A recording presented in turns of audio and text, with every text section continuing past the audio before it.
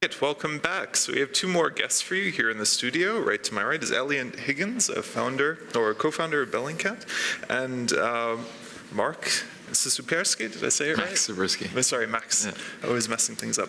And you have a report for us that you've been making the rounds with. What do you want to say about that first? What's the reaction? But we presented this before that we have. So hiding in plain sight, Putin's war in Ukraine. What sort of reaction have you been getting on this most recent tour? You were in the Ukrainian Rada this week, correct? So we are actually heading to the Rada tomorrow to discuss this report and present actually the Russian version of it. And we've been taking it all across Europe. We've been launching this report in the attempt to try to show what's actually going on the ground in Ukraine by not using confidential material and classified material, but using data that's actually available publicly. So to speak, we're crowdsourcing a report that's showing Putin's aggressions towards That must be where you come in, Bellingcat, yeah? That's right. We've used information that's available to anyone. It's stuff we found basically on the internet.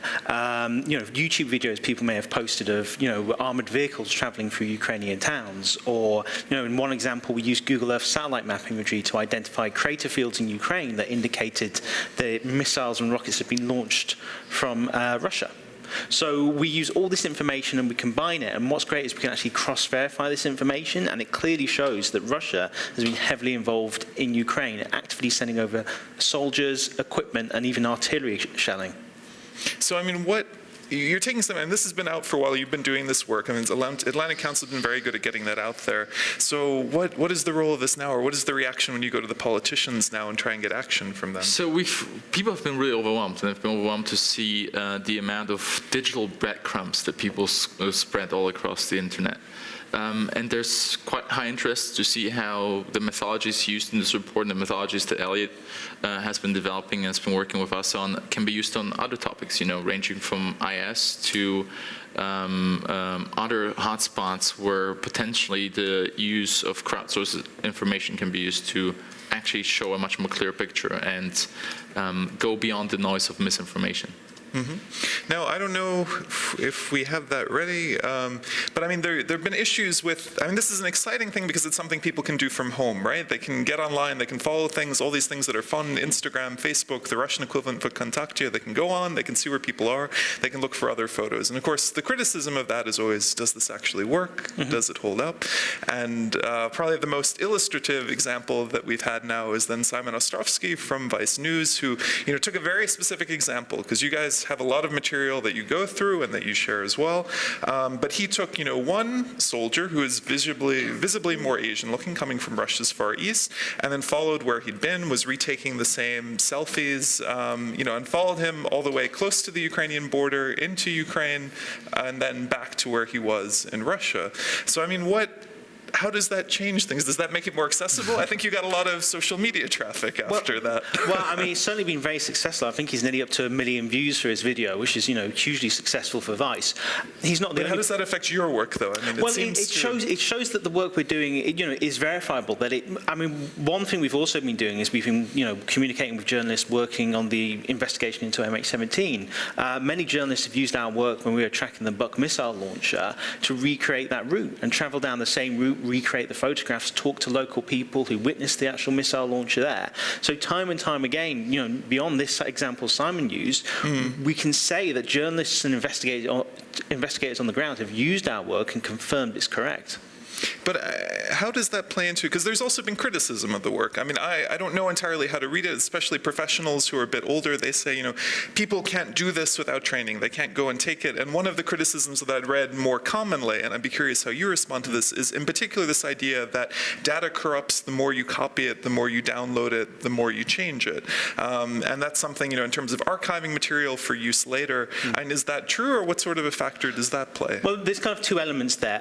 One of them is, when we're working with this material, we just don't take one photograph and say, okay, this is telling the whole story. When an event occurs, it creates a whole kind of wealth of material around it. Or, for example, when we were looking at the, the route of the MH17 BUK, That we have social media posts of people who saw the missile launcher. We'll be publishing those shortly. And this was the morning. This is well before MH17 was shot down. So people are tweeting and posting on VK.com. They've seen a BUK missile launcher. We have the photographs and the videos. We have, then we can actually map out the route it takes. We can see exactly where it was based off these videos and photographs. We can tell the time of day approximately using the shadows. And we have information now. The SBU's put out the recordings, and it just happens that they match the kind of timeline and the tweets and the other information. So what you start having is a kind of a network of information growing around an event, and this helps us verify if stuff's true. There's also the challenge of archiving this material. Now, I have discussions with all kinds of organisations, and obviously there's quite a lot of interest from the police at the moment. There's a lot of interest from the International Criminal Court, and there's a big question of how do we, now there's people like me looking at this information, how can we preserve this as evidence that might be used in, court trials in the future? Because, as we've seen, frequently, these trials can take years to actually come about, and, in the age of the internet, some of this information is online for a very short amount of time. How do you preserve that in such a way that a criminal case can use it in the future? That's one of the big questions that are trying to be addressed now. Eliot, from this finding, from this hiding in plain sight, your report, what is the hardest to prove? What is you still think it's very hard to spot? It's not really a case of it being hard. It's more time-consuming. I mean, we've an example, for example, like the cross-border artillery attacks. We have a database now of around 100 crater sites across Ukraine, and this is a huge number of crater sites. But because we don't have the resources to investigate every one, we have to pick a few to look into. But we could spend a very long time just looking at that one area.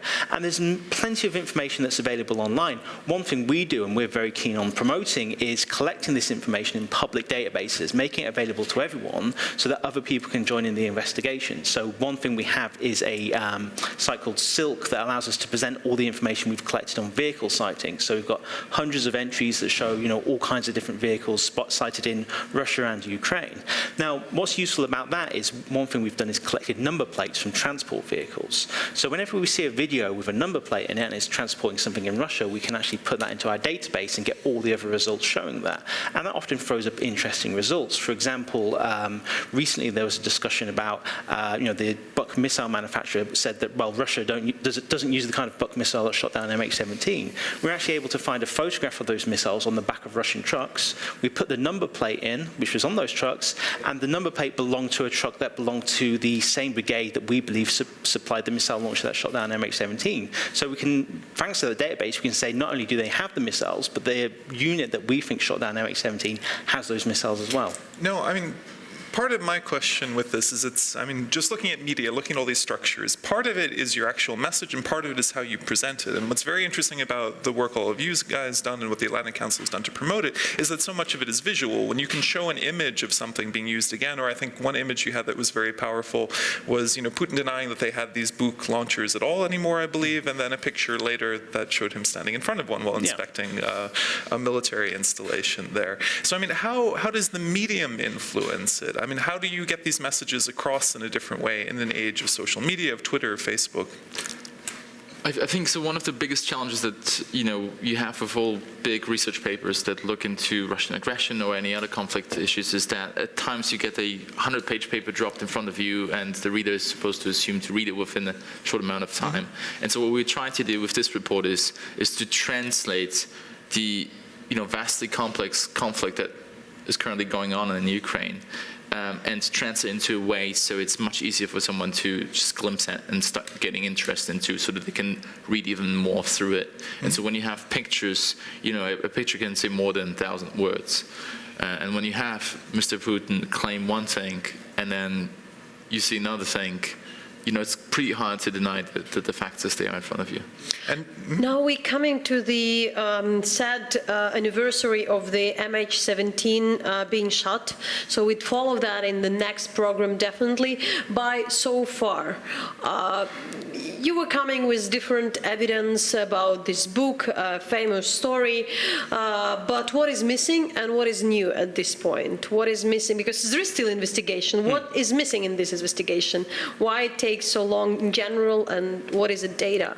Well, have to get still? we've been working on a number of projects. For example, over the last 6 months, we've been looking into a specific unit inside Russia, because our earlier work identified that the BUK missile launcher that was seen in Ukraine on July 17th was identical to a BUK missile launcher that was seen on Russia in a convoy between June 23rd to June 25th, heading to the border. We traced this convoy back to the original base it came from, which was the 53rd Anti-Air Defense Base. What was interesting about that is the soldiers there, they posted an awful lot of photographs on social media sites, and we started reconstructing the members of that unit. So, for example, a soldier might even take a photograph of his roll call sheet with all the list of his other members in. So we just search for those members on social media sites, and they've got their own profiles. So What's the age of a lot of these soldiers? generally, they're young guys. I mean, they're usually 18, 21, very young. So very much the entry. I mean, they're used to having their smartphones and taking selfies and doing all that. So in a way, it's the same generation, that came out to the Maidan and started tweeting about the revolution and started, galvanizing and coming together to change their path. The same generation is now being used to sort of counter-fight it, which is quite ironic. To fight a war, yeah. So what we discovered there, that there were hundreds of these profiles, and we've been reconstructing the unit because we know some of the people who are part of this convoy. We know who the commander of each BUK missile launcher was, because they're crewed and they have a commander, and they have commanders above them, and so on and so forth. Do you have names, sorry? Do you have names and We do numbers? have, oh yes, we have names, we have numbers, we have photographs. What are you waiting for? Well, we've been working to put together a very detailed report, and we're giving that to the Dutch police investigation. We've been passing them information about these profiles for the last several months to ensure they have time to preserve all this information. Is this work getting harder, though, with reports like, what Vice News did and others? Are more of these accounts becoming closed? Well, to a degree, but kind of the way in which it gets harder is being outpaced by the sheer volume of information being put online. The other thing as well is a lot of this information is being posted just by people seeing something they think looks interesting. So when we were tracking the convoy, we found about a dozen videos of this convoy traveling through Russia, taken by a dozen different civilians and posted on 3 or 4 different types of social media sites. But that's very difficult to control. Even if you tell soldiers to stop posting photographs of themselves sat on missile launchers, you aren't going to be able to really control the civilian population unless you start putting more extreme restrictions on. And then you have a situation where if they want to crack down on this stuff, they have to put very extreme restrictions on the internet. They say, okay, you can't film convoys, you can't post stuff onto YouTube of military equipment. More and more. Easier said than done. Well, yeah, and this is it. People will do it anyway.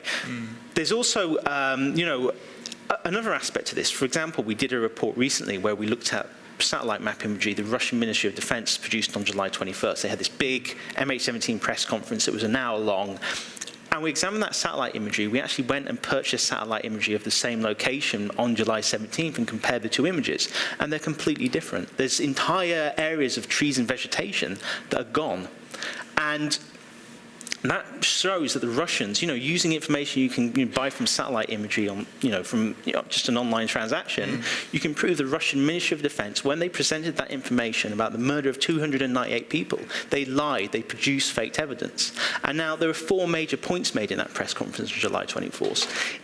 That was one of them. The other 3, again, have been proven to be lies, been proven to be untrue. So the first reaction to the Russian government to this was to put together a press conference where they lied to the world. They lied to policymakers, they lied to the families of the victims of MH17, and this is the majority, virtually all the information they've put out about it. So to finalize, so how if your investigation can share that with us, definitely, but you can say, so how welcoming are they working with your evidence?